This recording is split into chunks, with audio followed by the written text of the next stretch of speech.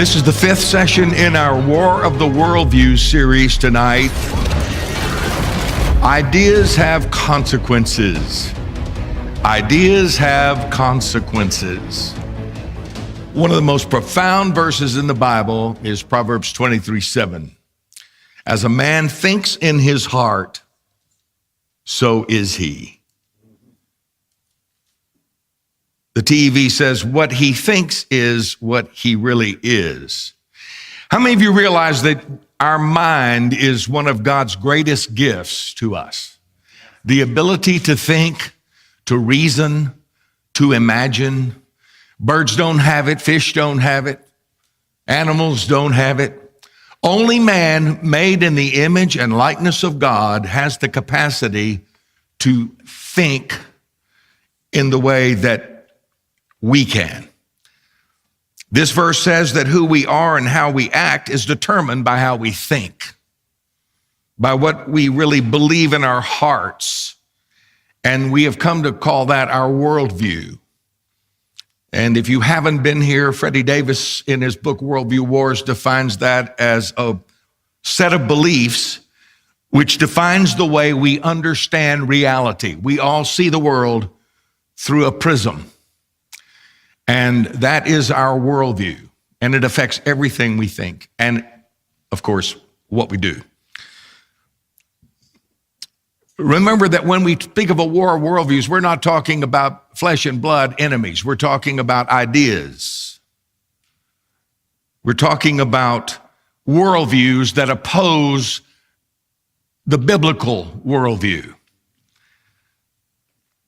Ideas have consequences.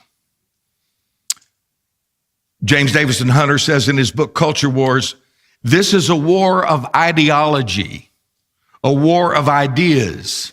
It's a war about our very way of life, and it has to be fought with the same intensity and dedication as you would fight a shooting war. Sad to say, though, many American Christians don't know we're in a war or how high the stakes really are. The great Dr. James Dobson says, quote, we're in a civil war of values, and the prize is the victor. To the victor is the next generation, our children and our grandchildren. How many of you ever heard the old saying, you can win a battle and lose the war? Oh, that's so true. And I know you're like me. You feel in this culture, we are surrounded with so many battles. Whether it's civil rights or abortion or the political problems, I mean, there's so many battles. We must not lose sight of the war, the big picture. Chuck Colson says the weakness in the modern church is fighting cultural skirmishes on all sides without knowing what the war itself is about. We have not identified the worldviews that lie at the root of the cultural conflict, and this ignorance dooms our best efforts. Think about it this way. We fight against abortion, legalization of gay marriage, racial prejudice, but we could fail to go to war with the ideas that are behind those issues, with the consequences of those ideas, which is what those things are. We hack away at the fruits of sin, but we sometimes don't go to the root, the ideas behind the behaviors. So where do we begin? Some of this is review for you, but we begin at the beginning. If you want to have a biblical worldview, you have to begin with the Bible. And as we taught last week, the most important verse in the Bible, in our opinion and belief, is the first verse of the Bible. And that's where a lot of the war is lost. You know, I play golf, and most golf tournaments occur over a 4-day period, Thursday, Friday, Saturday, Sunday. And Nick Faldo has said, you can't win the golf tournament on the first day, but you can lose it. It doesn't matter how good you shoot, you can't win it on the first day, but you can shoot so bad on the first day that you can't catch up. There's a lot of wisdom in that. And the same thing is true in this worldview situation. The first idea to fight is the very nature of the world, which is what the first verse of the Bible is all about. In the beginning, God created the heavens and the earth. That's the foundation for the whole Christian worldview. It's what we would call an ultimate presupposition. William Halverson, in his book, A Concise Introduction to Philosophy, says, at the very center of every worldview is what might be called the touchstone proposition of that worldview, a presupposition that is held to be the fundamental truth about reality and serves as a criterion to determine which other propositions may or may not qualify as candidates for belief. We call this creationism, the idea that we understand the world as a created thing. The other view against creationism is naturalism. In other words, the world can be explained without God. Richard Weaver, in his book, Ideas Have Consequences, says, today many think it doesn't matter what a man believes, but it does. What a man believes tells him what the world is for. If people can't agree what the world is for, they can never agree on all the little things in life either. And there's nothing more fundamental than what's this world? Where'd it come from? Why is it here? How is it here? The ideas and consequences of naturalism versus creationism is the real war. I mean, that's where it starts. It's not quite that simple, but that's the start. And tonight I want to talk to you about identify the enemy. You have to know your enemy. So if our foundation is creationism and the other foundation is naturalism, let me give it a better name that you're more familiar with, Darwinism, or a theory of evolution presented in Darwin's book, Origin of the Species, published in 1859. That book, more than any other, strikes at the very heart of the biblical worldview that God created the heavens and the earth and the species as well to produce after their own kind. The Bible says that over and over in the book of Genesis. And he created the animals, the fish, the birds, even the biological plants to reproduce after their own kind. It's not like there was something that was there and then it became something else. And boy, has it become the Bible for the secular culture. Gary DeMar says Darwin's work was the weapon that the secularists needed to advance a rival, comprehensive worldview based on non-theistic, non-Christian presuppositions. For the secularists, Darwinian evolution was a way out of a world governed by a creator. It gave them a way out, a way to fight the biblical worldview. The Bible tells us God created man in his own image and after his own likeness. But evolution explains God away. The great Francis Schaeffer said, Darwin set forth the concept that all biological life came from simpler forms by a process called survival of the fittest. And yet statistical studies indicate that pure chance or randomness could not have produced the complexity in the world out of chaos in any amount of time so far suggested. In other words, it doesn't even work from a mathematical, scientific, logical situation. I remember years ago,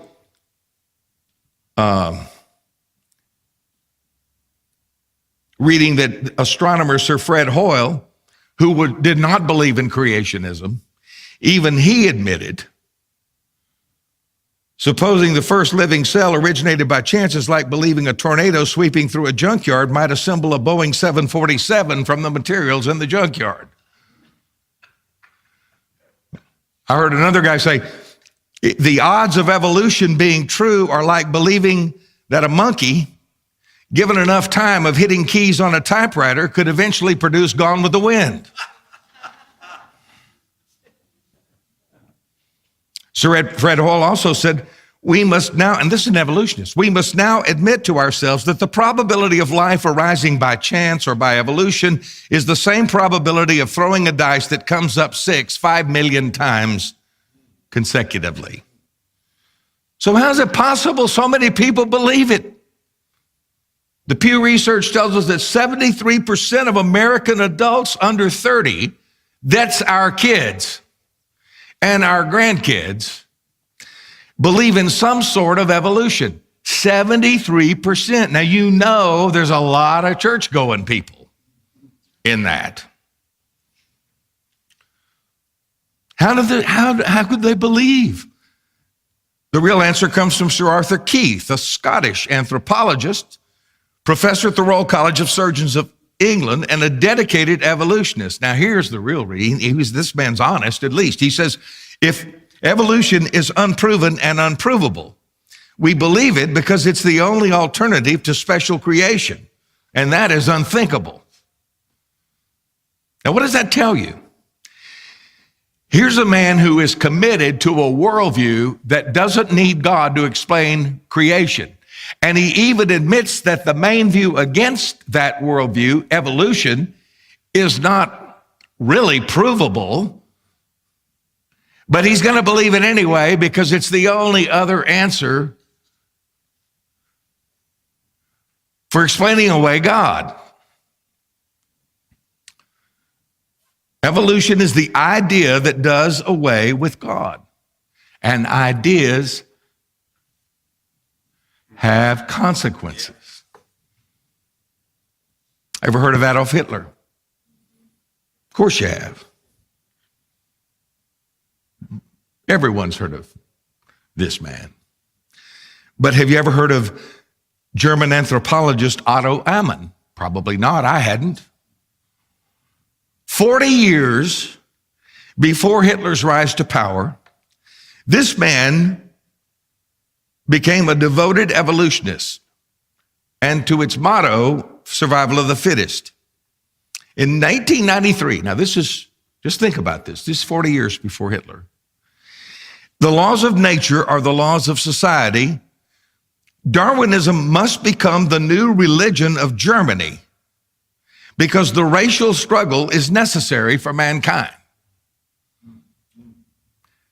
Now, this man became extremely influential, and his ideas began to leaven through the nation of Germany.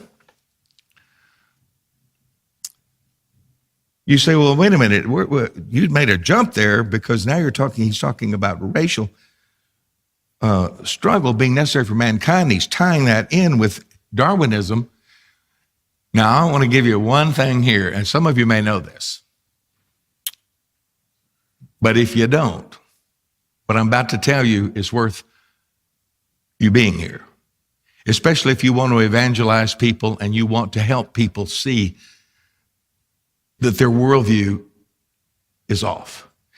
Here is a photocopy of the original first edition of Darwin's book. And I went ahead and wrote the title out to the side because it's hard to read on the slide.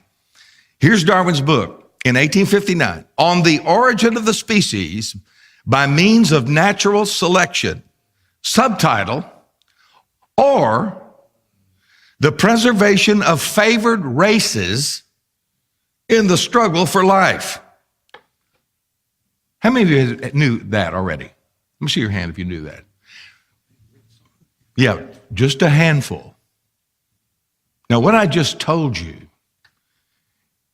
is a huge cannon in your arsenal if you're going to go out and engage the world that 73% believe the other way.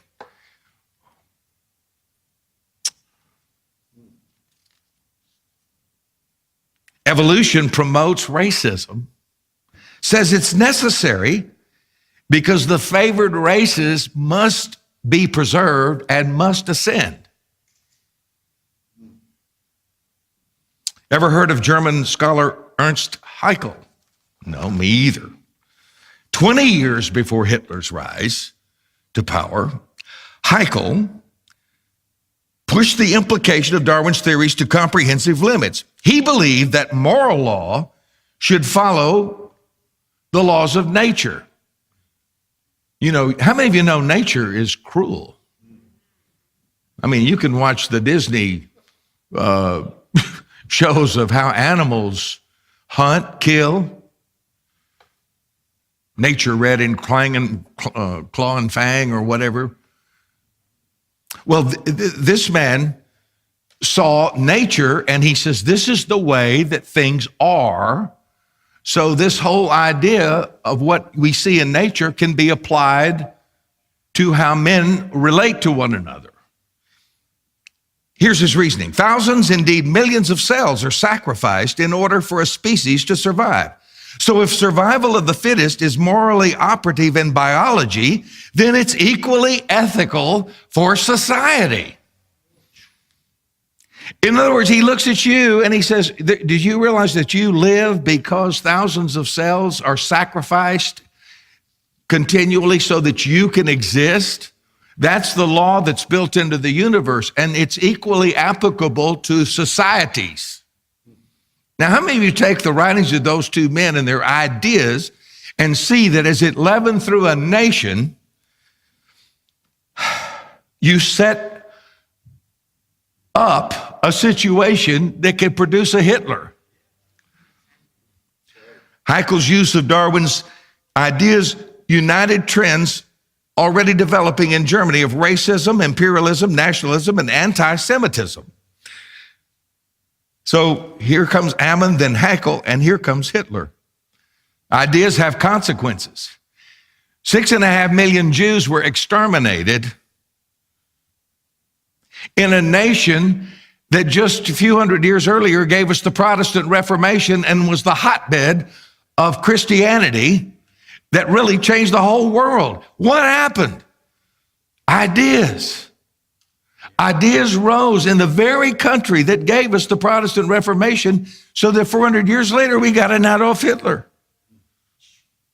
And he drank from these wells of Darwin and Haeckel and Ammon and so he would say this: I do not see why man should not be as cruel as nature. How did a monster like this come to power? Because ideas have consequences. It was his ideas, his belief system in the worldview that contradicts creationism that gave him his ideas of racial superiority, along with other things, Nietzsche's Superman, the Übermensch, the whole idea of a superior race, and which to them necessitates the elimination of the inferior races. By the way, it wasn't just 6.5 million Jews that he exterminated. He forced the world into a war that involved 106 nations. Do you have any idea how many died in World War II? 60 million. 60 million deaths in World War II, 6.5 million Jews, because ideas have consequences. Now, terrible old Germany. We have our own Hitler. You ever heard of Margaret Sanger? Born in Corning, New York in 1879, where her father was known as the village atheist. She's the originator of the term birth control. She's the founder of the American Birth Control League, which later became known as Planned Parenthood. Her motto of life was, quote, no gods, no masters. I'm going to give you some quotes. What I'm giving you tonight, I'm loading up your arsenal. If you got the guts to use it. She said, no woman can call herself free who does not own and control her own body. No woman can call herself free until she can consciously choose whether she will or will not be a mother. She said that in 1920. How many of you know we're dealing with that today? 100 years later. I mean, my math is off, obviously. Not much. Sanger was an outspoken champion of abortion as a means of population control. She said this in 1922. The most merciful thing that the large family can do to one of its infant members is to kill it. Margaret Sanger drank deeply from the wells of Charles Darwin, which explains her racism. Quote, Slavs, Latino, and Hebrew immigrants are human weeds, a deadweight of human waste. Blacks and Jews are a menace to the human race. While Hitler focused on eliminating Jews, Sanger especially targeted blacks as being inferior, which is why, from the beginning, even until this day, most of the majority of the Planned Parenthood abortion clinics are located in African American neighborhoods.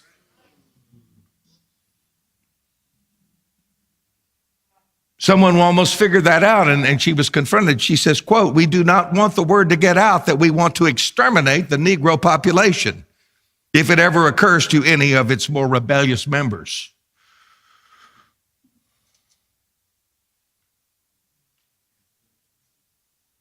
You getting this? You getting this? Dr. Alveda King, the niece of Martin Luther King, one of our heroes, says the great irony is that abortion has done what the Klan only dreamed of. Roughly 1/4 of the black population is now missing. Sanger said her goal was to create a race of thoroughbreds, which sounds like the American version of Adolf Hitler and his belief in the superiority of the Aryan race, which required the elimination of the Jews. And this is the woman who is admired today by political leaders, no less than Hillary Clinton. Quote, I admire Margaret Sanger enormously. Her courage, her tenacity, and her vision. I am in awe of her. How can a professing Christian, which Hillary Clinton is, possibly enormously admire a monster like this? Pennsylvania Republican Congressman Keith Rolfe gets it right. He says, quote, Margaret Sanger was a racist and eugenicist who studied Russia's eugenicist policies. She marveled at how the communist state utilized both abortion and religious oppression to advance its societal goals. And like her protege, Hillary Clinton, Sanger attacked religious beliefs as an obstacle to abortion, stating, we in America should well take an example from Russia. How far have we fallen when a modern American president closes a speech that honors Planned Parenthood with this? Quote, thank you, Planned Parenthood, and God bless you. How can you ask God to bless an organization that is the nation's #1 provider of abortions on demand? In his biography of Margaret Sanger, entitled Killer Angel, my good friend Dr. George Grant describes who she really was. Quote, this champion of birth control and the patron saint of feminism was no less horrific in her disdain for the helpless and hapless than any of the other monsters of progressivism, Hitler, Stalin, Mussolini, and Mao. Now get this line. Quote, the only difference is these others have been discredited while she is not, at least not yet. You've all heard of Hitler. You can't find anyone who thinks he was great or someone to be admired or to be in awe of because he's been discredited Mao, Stalin, Lenin, Marx, monsters. Their ideas, the consequences, had killed millions, folks. I would even ask you, we look at Adolf Hitler and the whole world goes gasp, but I ask you, who was the greatest monster? Hitler's worldview that eliminated 6.5 million Jews, or Sanger's worldview from ideas originated in Darwin's theory of evolution? We now have 60 million babies aborted since 1973. Who's the bigger killer in their own nation? Hitler only killed 6.5 million. Her ideas have killed 60 million. Now I'm going to tell you, I have really been challenged, provoked, convicted, because hearing all this as I study all this and I'm preparing how ideas have consequences. As a man thinks in his heart, so is he. As I was preparing all this, I just can't help but ask myself the question, where was the Christian church in Germany all those 40 years I just described that the idea of Darwin eventually produced in Adolf Hitler? Unless we criticize the German church, the next question, closer to home, is where was the Christian church in America during the 50 years between the time that Margaret Sanger founded Planned Parenthood and the ideas of Charles Darwin and the 1973 Roe v. Wade Supreme Court decision that legalized abortion? Where was the church?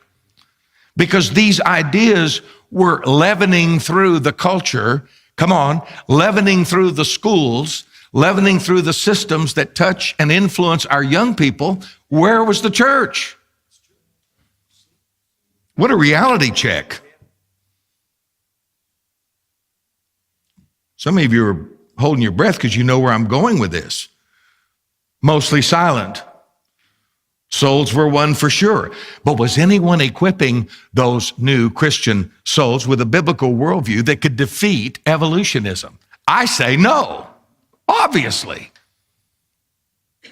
It's time for a reality check.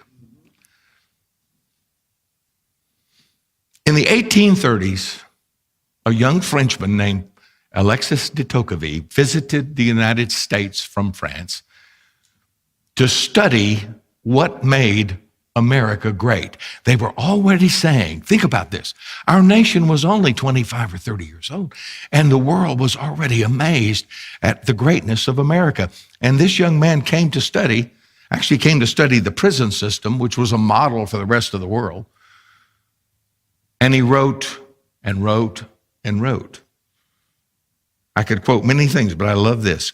In America, he said, Christianity reigns without obstacle and by universal consent. In other words, the biblical worldview was America. He said, quote, there is no country in the world where the Christian religion retains a greater influence over the souls of men than in America. Folks, that's long past. We are now living in what many call a post-Christian, postmodern culture. And we've lost so many battles, but we haven't lost the war. There's still a war. It's not too late. I mean, if for no other reason than God is on our side. I love that song. I don't know who picked it, but I think the Holy Spirit, the God of angel armies, is by our side. I know the one who's before me, one who stands behind. The God of angel armies is on our side. But we've got to pick up the banner. We got to bring his colors onto the field. And it's up to us, not me alone. Well, the preachers ought to preach this. It won't matter. Won't matter. Won't matter unless God's people.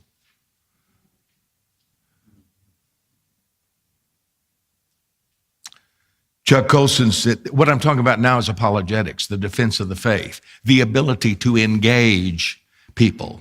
And inviting people to church, that's number one. That's the easiest thing you can do. Do you do that? Obviously not. We'd have more people. Invite people. I'm telling you, they're going crazy out there. Folks, you just take Jesus for granted. You and I, we don't understand. You say, well, I'm going through all kind of battles. Can you imagine what those battles would be like if you didn't know Jesus Christ? Do you think that your battles are worse than their battles? And they're facing all of the depression and all the challenges in their marriages, their finances, their homes, their children, their families, and they don't have Christ?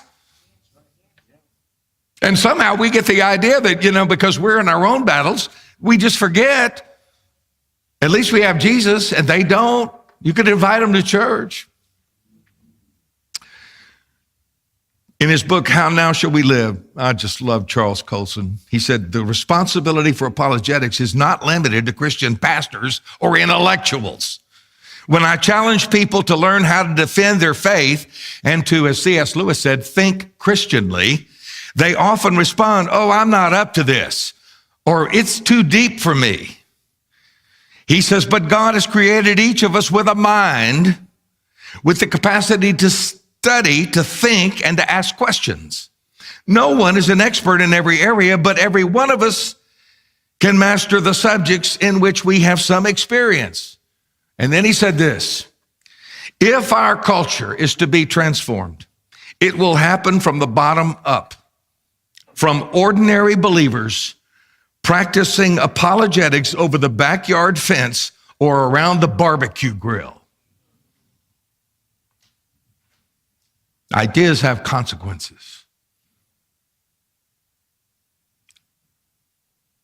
I didn't finish my thought. Inviting people to church, that's the easiest. But I do think in a spectator Christianity, that's probably what we think would be the answer, but it's not. The answer is when we really realize that what happened in Germany, left unchecked by the church, produced a Hitler. What happened to us in 1973 came 50 years after the seeds were sown by a woman, an angel of death, whose ideas were unchecked, unchallenged, but they all came out of Darwin. We let that one slip through. And I know there was some resistance, but we didn't win. We didn't win that battle when it got in the schools. Now that's what's taught. You send your kid to a government school, that's what they hear. You say, well, I can't afford a Christian school. I can't afford a private school. You know what? I hear that. I appreciate that. Well, can you at least teach them creationism in your own home? Or are you sending them out there to hear just one side and be overwhelmed by the majority, the 73% who are going to believe it and think their teachers are smarter than they are? So, well, you know what, this is pretty deep for me. I guess they must be right. Or you be like the ones that sell out, which I have the hardest time with, because I actually have to begin in the church with people who tell me, well, I believe in creation, but I also believe in evolution. Because you're caving in, you're giving up you're losing the golf tournament on the first day. You say, well, no, but there is there is what we call microevolution. It's true. The bugs when they came out with DDT, it killed the bugs, but gradually they learned that the bugs did adapt a resistance to DDT. And so they had to come up with different pesticides to kill. But that's not evolution. That's a micro evolution. Darwin believed in macro evolution. Not that we just came from monkeys, but the monkeys came from the sea. Amoebas washing up on the shore. Are you kidding? There's 60,000 parts in just your eyeball.